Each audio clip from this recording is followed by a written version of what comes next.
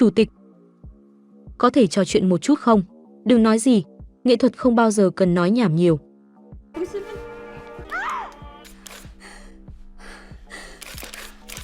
Nhớ quay trò đẹp nhé, như vậy tôi mới có thể chia phần tài sản nhiều hơn. Anh làm vậy không thấy xấu hổ sao? Một người đàn ông không có chỗ đứng. Tôi chỉ không cứng chỗ đó với cô thôi, với người khác thì rất tốt. Xã hội thượng lưu. Bộ phim kể về cặp vợ chồng khao khát danh vọng và dùng mọi thủ đoạn để đạt được.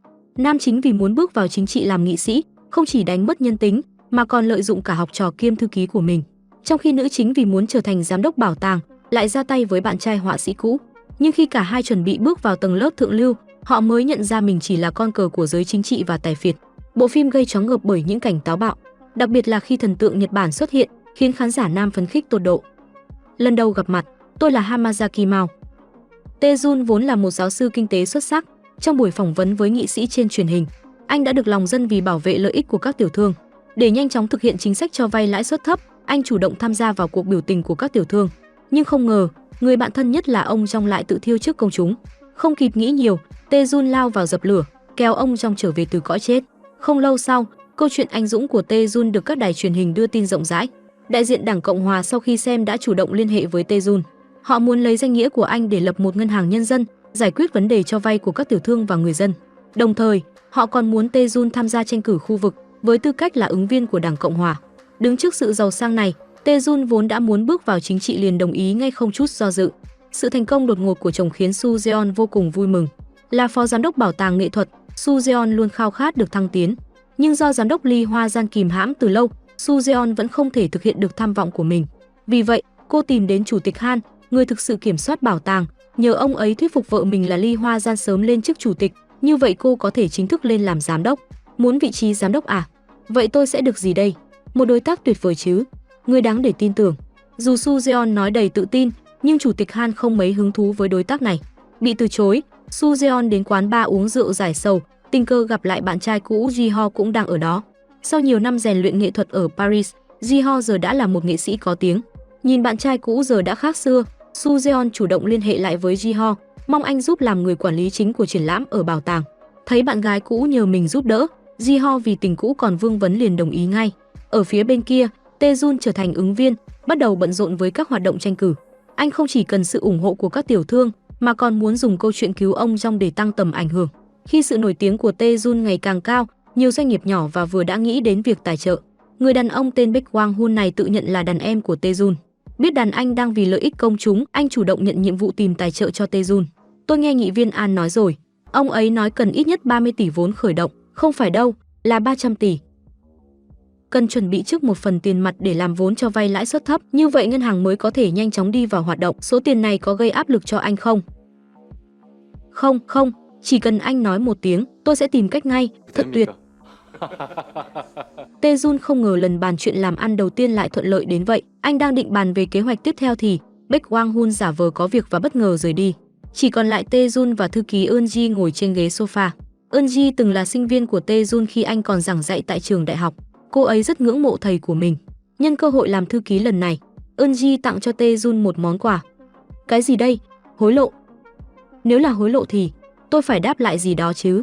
Nghe vậy, Eun Ji vội vàng nói đây chỉ là quà gặp mặt, nhưng Tae Jun không tin lời giải thích đó. Có phải em thích tôi không? Đối mặt với câu hỏi bất ngờ của Tae Jun, Eun Ji chỉ mỉm cười nhẹ, mọi thứ đều không cần nói thêm. Tối hôm đó, Tae Jun dẫn theo Soo Jeon đến tham dự buổi tiệc dành cho các nhà đầu tư của ngân hàng nhân dân. Thư ký Eun Ji bất ngờ bước tới chào hỏi Soo Jeon, tôi là Park Eun Ji, thư ký của ứng cử viên Jang Tae Jun. Nghe rằng đây là thư ký riêng của chồng và lại có vẻ ngoài xinh đẹp. Soo Jeon bỗng thấy hơi ghen tuông. Để tránh chồng bị mê hoặc, Soo Jeon quyết định tận dụng cơ hội khi người yêu cũ cũng có mặt. Cô ấy bước tới phía Ji-ho không chút ngần ngại. Điều này khiến Tae Jun có chút lo lắng. Anh lập tức dẫn thư ký bước đến theo. Thái độ của Soo Jeon khiến Tae Jun cảm thấy khó chịu, nhưng anh vẫn giữ bình tĩnh. Mục đích tối nay là thuyết phục các ông chủ đầu tư. Sau bài phát biểu, Tae Jun được nghị viên An mời lên phòng riêng ở tầng 2. Đàn em của anh, Baek Wang Hun, cũng ở trên đó. Anh ấy còn dẫn theo một nhà đầu tư thiên thần, Chủ tịch Nam. Tiền bối, Chủ tịch Nam rất đồng tình với tầm nhìn của chúng ta. Vậy nên ông ấy quyết định đầu tư hẳn 100 tỷ won. Rất cảm kích tinh thần đóng góp vô tư của Chủ tịch Nam. Không cần khách sáo. Tôi vẫn chưa chính thức quyết định. Nghe vậy, Tae Jun hơi lúng túng. Nhưng để tăng thêm niềm tin cho nhà đầu tư, Tae-jun bắt đầu dùng lời lẽ thuyết phục khéo léo dưới tác dụng của rượu. Khi uống càng nhiều rượu, Eunji càng cảm thấy đây là cơ hội của mình. Cô ấy bắt đầu tiến gần hơn đến Tae-jun. Trước hết, cô nhẹ nhàng điều chỉnh kẹp cà vạt mà cô đã tặng anh. Sau đó, chỉnh lại chiếc áo trên vai của cô. Những cử chỉ này như ngầm báo cho Tae-jun biết rằng đã đến lúc hành động thay vì chỉ rung động. Trong khi đó, Soo Jeon đang chờ chồng mình ở một nơi khác, thì một việc bất ngờ khiến cô sửng sốt. Ji-ho đến bên Soo Jeon để ôn lại chuyện cũ, nhưng ngay giây sau đó, anh đã trao cho cô một nụ hôn mãnh liệt. Có lẽ do quá hấp dẫn, Soo Jeon không phản kháng mà còn hưởng ứng. Cùng lúc đó, Tae-jun cũng đang trao một nụ hôn nồng nàn cho Eunji, nhưng thậm chí còn táo bạo hơn, anh và thư ký đã vượt qua giới hạn. Sáng hôm sau, hai vợ chồng vẫn cùng nhau chạy bộ như thường lệ, nhưng mới chạy được một lúc, Tae-jun cảm thấy chân mình rã rời. Soo Jeon không nghi ngờ gì, cô chỉ hỏi thăm vài câu rồi nhanh chóng đến bảo tàng mỹ thuật. Cô gặp giám đốc bảo tàng Lee Hoa Gian, chủ động xin thay mặt trưởng phòng Min sang Paris để đấu giá tranh, nhằm thực hiện nhiệm vụ rửa tiền của tập đoàn. Lee Hoa Gian biết rõ trưởng phòng Min là người của tập đoàn được sắp xếp vào đây. Thay vì giao nhiệm vụ này cho người mới đi Paris, sử dụng Soo Jeon có kinh nghiệm sẽ đáng tin cậy hơn. Khi biết rằng suất đi Paris của mình bị thay thế, trưởng phòng Min đã dùng quyền lực gia đình tài phiệt để ép Soo Jeon, nhưng không ngờ lại bị Soo Jeon đáp trả.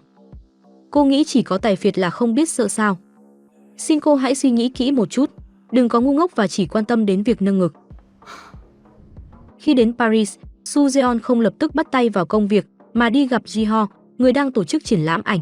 Cô ấy có một buổi hẹn hò lãng mạn với Ji-ho tại Paris thơ mộng. Trong không khí lãng mạn, họ nhanh chóng bước vào giây phút nồng cháy. Cả hai không kiềm chế được, thân mật đến mức như đang chọc tức những người độc thân. Trong khi đó, Tae-jun cũng không rảnh rỗi. Anh tranh thủ lúc Soo Jeon không có mặt, đến ở nhà của Eunji.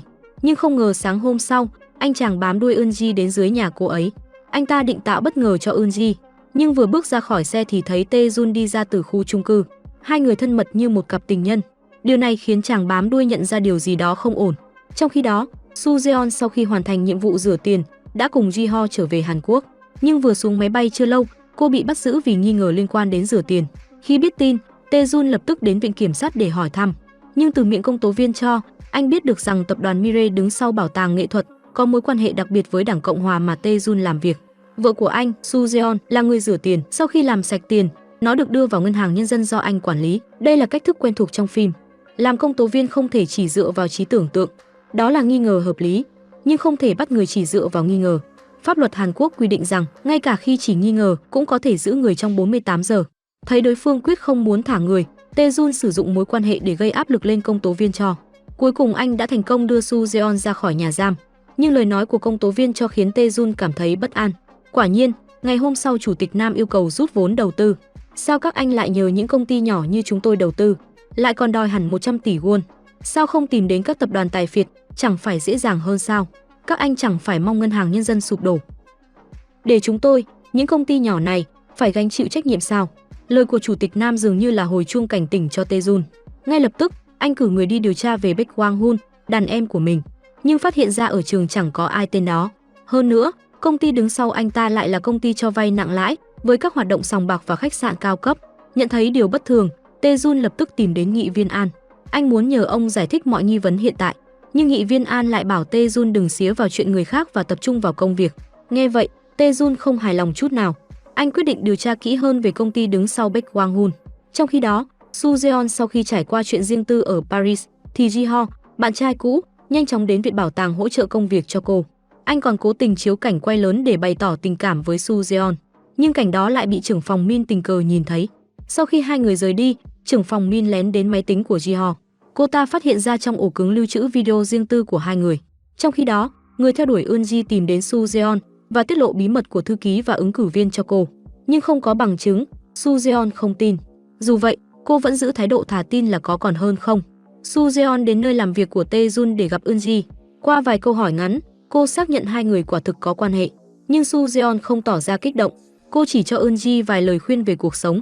Nhân lúc vẫn còn người muốn ngủ với cô, hãy tìm một đối tượng tốt đi. Nếu không, người không biết trời cao đất dày như cô, sau này sẽ sống rất khổ sở. Thấy Soo Jeon đột ngột đến nơi làm việc của mình gặp Eunji, Tae-jun nhận ra chuyện anh ngoại tình đã bị bại lộ. Vì vậy Tae-jun đã chủ động xin lỗi Soo Jeon. Xin lỗi? Tại sao phải xin lỗi? Vì đã ngoại tình mà xin lỗi sao? Đừng hiểu lầm, tôi chẳng bận tâm đâu. Nếu anh tự làm hỏng cuộc đời mình, tôi cũng sẽ bị liên lụy. Ngày hôm đó, Chủ tịch Han đang thưởng thức nghệ thuật. Nữ thần Nhật Bản Hamasaki Mao mà ông đã đặt trước đột ngột đến tận nơi. Vốn mong chờ từ lâu, Chủ tịch Han không thể kìm nén nổi sự háo hức. Chủ tịch Han định trải nghiệm phong cách Nhật Bản, nhưng không ngờ nghị viên An gọi đến. Ông nhờ giúp xử lý Chủ tịch Nam, người đã ngừng tài trợ. Chủ tịch Han lập tức mặc bộ trang phục sư tử, chuẩn bị đích thân dạy dỗ Chủ tịch Nam. Chủ tịch Nam bị sư tử đánh đến thương tích đầy mình, cuối cùng đồng ý tiếp tục đầu tư.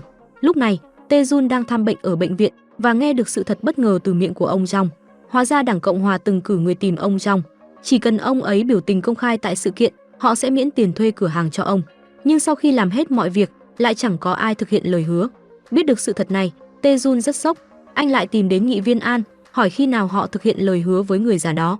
Baek Wang-hun nhìn Tae-jun như kẻ phản bội, anh xắn tay áo để lộ hình xăm trên cánh tay.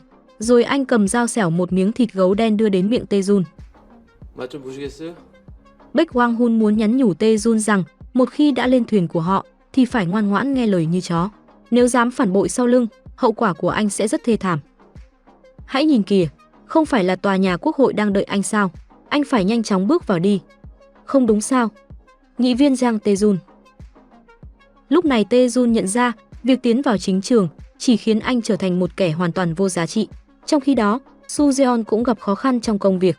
Chủ tịch Han không chỉ không giao vị trí quản lý bảo tàng cho cô, mà còn gọi con trai từ Mỹ về tiếp quản bảo tàng. Lee Hwa Jan biết được rất tức giận, dù gì cậu con trai đó cũng không phải con ruột mình. Soo Jeon không thể ngờ bảo tàng mà cô dốc sức xây dựng lại giao vào tay một kẻ vô dụng. Lee Hwa Jan nhìn Soo Jeon tay trắng ra về, vui vẻ gọi luật sư Park đến để massage cho mình. Quả nhiên, những người làm việc cho tài phiệt đều phải có vài kỹ năng đặc biệt. Cô làm gì ở đây? Sao còn chưa ra ngoài? Trước tình huống bất ngờ này, Soo Jeon không biết phải làm gì. Lúc này, điện thoại lại nhận được email từ trưởng phòng Min. Cô nhanh chóng về văn phòng mở nội dung bên trong. Thì ra là video của cô và Ji Ho Fun không che. Nhận thấy tính nghiêm trọng, Soo Jeon lập tức đến nhà trưởng phòng Min. Cô muốn cầu xin đừng để lộ đoạn video này. Nhìn Soo Jeon yếu thế như vậy, trưởng phòng Min cảm thấy cực kỳ phấn khích. Bà ta liền cảnh cáo Soo Jeon, người từng kiêu ngạo, phải biết sợ hãi trước giới tài phiệt. Biết mình gặp rắc rối, Soo Jeon liền tìm đến Ji Ho, hỏi tại sao anh lại quay video đó để hại cô. Nếu đoạn video đó bị lộ ra, gia đình và sự nghiệp của tôi sẽ tan nát, còn anh chỉ cần trốn qua Paris là xong. Thế thì đi cùng tôi đi. Đi đâu? Paris à? Ở đây chẳng phải cô đang không hạnh phúc sao? Thậm chí còn không thể yêu theo ý mình. Cậu hãy nhìn lại những gì cậu quay đi, xem cái gọi là tình yêu của cậu rốt cuộc là gì. Có thể thấy Ji Ho thực sự yêu Soo Jeon, nhưng cách anh ấy thể hiện tình yêu lại đẩy Soo Jeon vào một vực thẳm khác. Sáng sớm hôm sau, Soo Jeon thay bộ tất đen mà cô đã cất giữ lâu nay. Cô muốn làm một cú chốt cuối cùng cho sự nghiệp vất vả của mình. Cô đến biệt thự của Chủ tịch Han và vô tình phát hiện một sợi lông kỳ lạ trên bức tranh treo tường. Tôi đoán đó là của Hamasaki Mao để lại. Thấy vậy, Soo Jeon lập tức hiểu rõ tâm hồn nghệ thuật của Chủ tịch Han. Vì vậy, cô hỏi vị trí của giám đốc bảo tàng. Liệu có thể cho cô một câu trả lời chắc chắn không? Câu trả lời chắc chắn. Đương nhiên là tốt khi có câu trả lời chắc chắn. Thư ký Kim. Có lẽ khi thấy tới đây, các bạn đã chắc chắn đều biết chuyện gì sắp xảy ra. Sự kiên trì với nghệ thuật của Chủ tịch Han thực sự vô tiền khoáng hậu. Chủ tịch Han, hãy nói chuyện trước đã, đừng nói gì cả. Nghệ thuật đâu chỉ nói suông mà thành. Khi Chủ tịch Han chuẩn bị hoàn thành tác phẩm nghệ thuật của mình, luật sư Park bất ngờ xuất hiện bên cạnh và bấm máy lia lịa. Hãy chụp thật rõ nhé. Giờ thì bắt được top rồi. Hóa ra tất cả là cái bẫy mà Soo Jeon và Lee Hwa Jan đã sắp đặt. Hai người đã đạt thỏa thuận từ đêm trước. Soo Jeon sẽ hy sinh thân mình để Lee Hwa Jan nắm top Chủ tịch Han. Như vậy, khi phân chia tài sản, Lee Hwa Jan sẽ có thêm nhiều lợi thế. Để đổi lại, Soo Jeon sẽ nhận được vị trí giám đốc bảo tàng. Nhưng sau đó, khi ký hợp đồng nhận chức, Soo Jeon phát hiện ra vị trí giám đốc không chỉ thuộc về cô mà còn có con trai của Chủ tịch Han. Và điều khiến cô càng kinh hoàng là cả hai đang ngồi ngay trong phòng kế bên. Trong tay công tử nhà tài phiệt còn nắm giữ đoạn video full không che của Soo Jeon. Lúc này Soo Jeon cuối cùng đã hiểu ra, trong mắt nhà tài phiệt, cô chẳng qua chỉ là một con cờ. Dù có cố gắng đến đâu cũng không bao giờ đạt được thứ mình muốn. Nhưng nếu để bị nhà tài phiệt nắm top, thì cả đời sẽ phải làm trâu làm ngựa cho họ. Luật sư Park nhìn Soo Jeon bị lợi dụng mà cảm thấy không vui. Vì vậy, ông đã nói cho cô sự thật phũ phàng. Hai người họ, dù có cãi nhau tanh bành ở nhà, cũng tuyệt đối không để tài sản gia đình rơi vào tay người ngoài. Đây có lẽ chính là ý nghĩa của câu nước béo không chảy ra ngoài đồng. Ở một diễn biến khác, rắc rối của Tae-jun cũng dồn dập kéo đến. Baek Wang-hun đã thuê sát thủ để thủ tiêu ông trong bệnh viện, rồi ngụy tạo nguyên nhân tử vong là do cơn đau tim, nhờ đó đưa Ngân hàng Nhân dân trở lại tầm chú ý của công chúng. Lúc này, cho Tae Jun tổ chức một buổi họp báo sẽ thu hút thêm nhiều đầu tư cho Ngân hàng Nhân dân.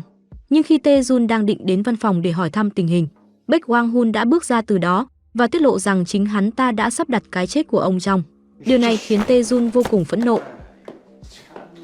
Ngay tại buổi họp báo sau đó, Tae Jun không trả lời theo kịch bản đã chuẩn bị, mà tuyên bố trước công chúng rằng việc xây dựng Ngân hàng Nhân dân sẽ tạm dừng. Tối hôm đó, anh tìm đến thư ký Unji của mình, nhờ cô giúp anh thoát khỏi sự kiềm hãm của những người đó. Unji hiểu rằng nếu giúp Tae Jun, cô sẽ gặp nguy hiểm. Nhưng vì tình yêu trong tim, cô quyết định hy sinh tương lai của mình, đưa cuốn sổ kế toán bí mật cho Tae Jun. Chỉ cần Tae Jun công khai cuốn sổ kế toán, thì Đảng Cộng hòa và Chủ tịch Han sẽ bị đả kích nặng nề. Nhưng làm vậy thì bản thân anh cũng sẽ bị liên lụy. Vì vậy, Tae Jun đã bí mật liên lạc với Chủ tịch Han, muốn dùng cuốn sổ kế toán để đổi lấy một khoản tiền lớn. Anh muốn bao nhiêu? 300 tỷ. Anh bị điên à? Anh đòi nhiều quá rồi đấy. Chính anh là người gây khó dễ cho tôi. Nhận thấy Tae Jun đã mất kiểm soát, Chủ tịch Han lập tức gọi cho Soo Jeon, bảo cô khuyên chồng đừng làm chuyện dại dột, nếu không đoạn video full không che kia sẽ có nguy cơ bị lộ ra ngoài. Đây là cuốn sổ kế toán gốc. Nếu ngày mai họ không đưa tiền cho anh sẽ gửi nó cho cơ quan công tố và chấm dứt tất cả đám cặn bã đó. Nghe vậy, Soo Jeon cầu xin Tae Jun từ bỏ, nếu không sẽ ảnh hưởng đến sự nghiệp của cô. Tae Jun không ngờ Soo Jeon vì muốn bước vào giới thượng lưu đã đánh mất hoàn toàn nhân tính, sẵn sàng sống hèn mọn để lấy lòng nhà tài phiệt, chứ không muốn sống thẳng thắn và chính trực. Em đã cố gắng rất nhiều để có được vị trí này. Vậy chúng ta hãy sống như những con chó đi. Thấy vợ cứng đầu không thay đổi, Tae Jun cầm cuốn sổ và chuẩn bị rời khỏi nhà. Soo Jeon thấy vậy liền lao tới giật lấy nhưng bị Tae Jun đẩy ra. Nhìn chồng đã quyết tâm đối đầu với Chủ tịch Han, Soo Jeon ném chiếc USB chứa đoạn video full không che cho anh. Tae Jun nhìn vào nội dung trong video. Cuối cùng, Tae Jun cũng hiểu vì sao Soo Jeon lại ngăn cản anh. Anh đứng dậy, đẩy cửa phòng ngủ và muốn trò chuyện với vợ, nhưng phát hiện Soo Jeon ngất trong nhà vệ sinh. Tae Jun hỏi bác sĩ điều trị và biết được rằng Soo Jeon mắc bệnh nghiêm trọng ở tử cung. Vì muốn sinh con cho chồng, cô chịu đựng cơn đau mà không muốn cắt bỏ tử cung. Tae Jun cảm thấy áy náy với Soo Jeon. Sáng hôm sau, anh chuẩn bị bữa ăn dinh dưỡng cho cô và nói rằng cả hai đã phạm nhiều sai lầm. Giờ đây, mọi thứ coi như đã cân bằng. Nhưng đàn ông Hàn Quốc thường rất để bụng, nên anh muốn Soo Jeon đưa ra lựa chọn. Chúng ta có nên ly hôn không? Không, em không nghĩ đến chuyện đó. Vậy thì coi như anh chưa thấy chuyện này. Chúng ta cùng sống tốt nhé. Hai vợ chồng tha thứ cho nhau và cuối cùng đứng về cùng một phía. Đến ngày chính thức khai trương bảo tàng nghệ thuật, Tae Jun và Soo Jeon quyết định tận dụng cơ hội này để phản công lại giới tài phiệt và chính trị gia. Đến lúc chúng ta xuất hiện rồi.